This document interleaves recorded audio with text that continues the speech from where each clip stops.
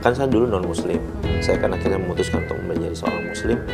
Di dalam penjara tuh saya melihat orang-orang lagi sholat itu, apa jangan-jangan ini ya jawaban kehidupan saya selama ini gitu yang saya cari. Yang paling pertama sebenarnya saya lihat semua masalah-masalah manusia yang ada dalam kehidupan dunia ini itu karena buruknya hubungannya dia dengan penciptanya dia. Mereka mau gaya ngomong kayak orang nongkrong, kayak kita ngobrol begini nongkrong aja, mereka nggak suka. Wahai jamaah sekalian, Oh gitu. takutlah kepada Allah gitu-gitu. Ngantuk dia.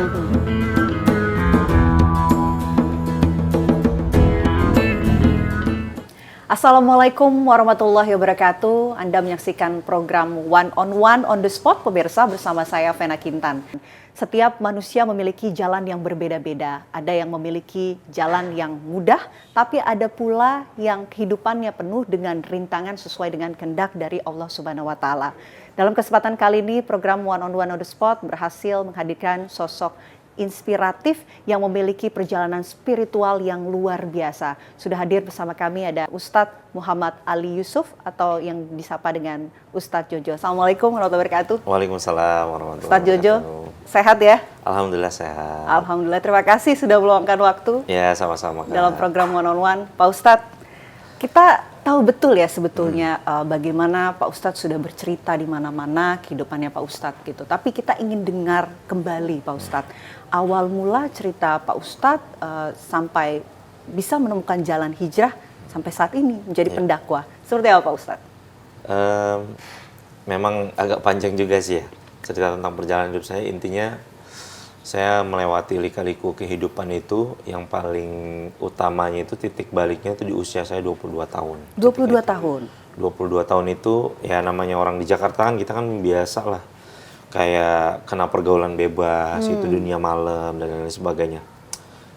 Saya waktu itu sebagai seorang pengguna narkoba dan penjual. Oke. Penjual narkoba. Nah, pada saat di usia 22 tahun itu akhirnya saya ditangkap sama pihak yang berwajib gitu kan. Terus saya dapat vonis 5 tahun tuh di usia saya 22 tahun itu. Sampai akhirnya ya kayak ngerasa setelah divonis 5 tahun itu di umur 22 tahun kayak wah nggak ada masa depan lagi nih buat gue gitu. Kayak ngerasa. Tapi sebelum kita maju ke depan ya Pak Ustadz, saya ingin tahu sebetulnya kehidupan dulu Pak Ustadz, lingkungannya seperti apa sih Pak Ustadz? Wah, kalau di lingkungan saya mungkin pemirsa juga mungkin tahu ya, daerah Manggarai itu kan daerah yang chaos banget gitu. Yeah. Sampai sekarang tuh sering banget masuk berita yang namanya tawuran, perdagangan narkoba dan lain sebagainya, itu sampai diberitakan di luar negeri juga gitu loh soal tawuran itu. Jadi memang udah lingkungan kita yang biasa tuh ngeliat-ngeliat hal kayak gitu. Sampai tuh ya udah akhirnya dari 4 SD aja tuh di lingkungan kita tuh udah biasa, udah nyoba-nyoba narkoba gitu dari usia 4 SD itu. Terus bahkan ada teman saya tuh dari 4 SD tuh dia udah jualan narkoba kayak gitu-gitu tuh udah hal biasa. Saya sering dapat itu kayak teman-teman sekolah atau kakak kelas saya atau apa tuh, kalau misalkan tahu di daerah Menteng Dalam tuh, kalau Ya, di Menteng sekitaran Dalam. ya dekat studio TV One Epicentrum itu kan, itu ada kuburan Belanda, ada kuburan Islam, kuburan non Muslim, ada kuburan Chinese gitu kan. Itu sering tuh orang meninggal overdosis di situ dengan jarum suntik tertancap, masih pakai baju SMP, apa pakai baju SD, itu sering dulu kayak gitu. Separah itu ya lingkungannya Separah itu dulu? memang kayak begitu. Jadi udah sering banget kayak begitu. Sehingga ya efek seperti itu ya membawa juga ke saya gitu. Sehingga ada beberapa lah jenis narkoba yang memang akhirnya saya gelutin gitu kan. Dari semua jenis narkoba yang saya udah cobain, ya cuma jarum suntik itu aja tuh yang saya nggak cobain, karena trauma saya sering ngeliat orang meninggal dunia tuh gara-gara jarum suntik menancap di sini. Ini luar biasa ya, karena nggak banyak orang mau terbuka sejujur-jujurnya mengenai masa lalu kelam yang dialami oleh Pak Ustadz. Tapi Pak Ustadz mungkin bisa cerita lagi setelah kemudian ditangkap ya, terus divonis 5 tahun. Apa yang Pak Ustadz alami setelah itu? Sehingga dengan latar belakang kehidupan yang kayak begitu kan, saya tuh kayak dulu tuh mendambakan kehidupan yang damai itu kayak apa sih gitu. Memang kadang orang makan narkoba tuh enak emang.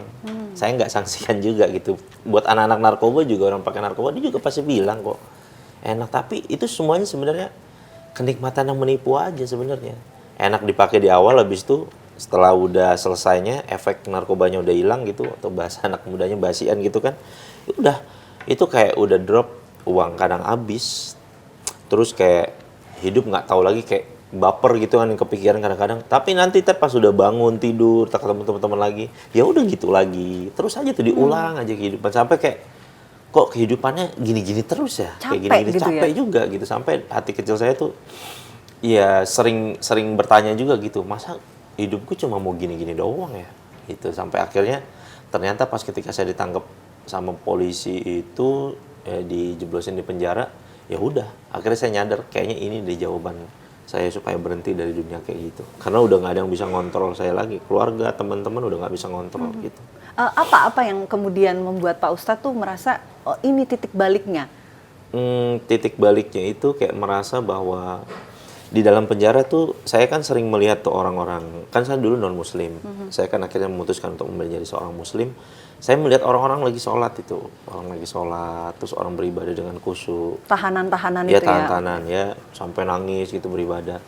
Wajar lah namanya lagi ada masalah kan, Iya, orang iya, kan iya. nangis, berdoa gitu, syahdu banget. Sampai saya tuh kayak terpengaruh gitu untuk melihat kayak, apa jangan-jangan ini ya jawaban kehidupan saya selama ini gitu yang saya cari. Jangan-jangan ini ya. Oh ya udah, akhirnya saya coba belajar tentang Islam, sampai akhirnya ya udah saya memutuskan masuk Islam dan saya belajar gitu. Dan itu semua belajarnya selama Di di dalam tahanan? penjara dari awal saya. Oke, siapa yang mengajarkan waktu itu? Belajar dari mana Pak Ustadz? Kan dari Kementerian Hukum dan HAM tuh menyediakan para mubalik atau ustadz-ustadz dari luar. Itu kalau nggak salah waktu itu dari Al-Azhar kalau nggak salah. Mereka mengirimkan seminggu tuh 3 kali. Terus kalau yang dari hari-hari itu kan ada ustadz-ustadz yang dia punya backgroundnya narapidana juga gitu. Iya. Tapi dia sebenarnya ngajar di pondok pesantren kayak gitu. Jadi ya udah, saya belajar di situ benar-benar dari nol sampai alhamdulillah.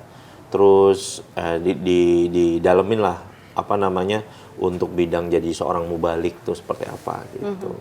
Nah, ketika belajar ya, berarti kan belajar sholat, terus belajar bacaan-bacaan. Itu titik mulai merasakan kedamaiannya itu pas kapan nih Pak Pas Ustadz? pertama kali sholat Pertama aja. kali? Pas pertama kali sholat saya langsung ngerasain ini kayak satu spot gitu, kayak ada satu spot di dalam hidup saya nih yang kosong gitu. Tiba-tiba ketika saya sholat kayak spot itu langsung otomatis keisi aja.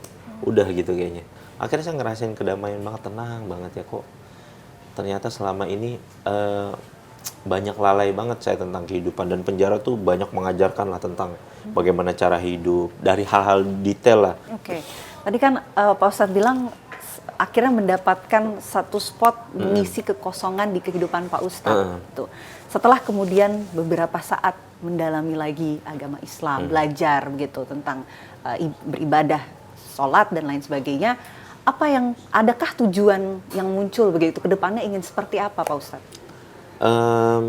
Ketika saya pertama kali itu merasakan nikmatnya ibadah gitu, saya langsung terpikir di hati saya itu langsung bilang bahwa saya akan menyampaikan hal ini kepada manusia di seluruh dunia. Saya bilang begitu. Itu udah cita-cita awal saya, karena oh ternyata nih bahagia juga ya. Ternyata orang meskipun dia di dalam penjara, dia nggak punya apa-apa, ketika dia dekat sama Allah itu ternyata hatinya bisa bahagia, ya kan?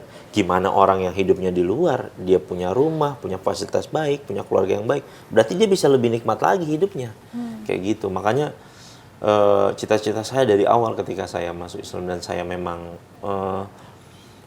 merasakan kenikmatan dekat dengan Allahnya itulah, akhirnya saya memang dari awal saya akan saya bilang tiba-tiba terucap aja dari mulut saya itu, saya akan nyampaikan Islam ini, kenikmatan manusia itu dekat dengan Allah ini kepada seluruh dunia.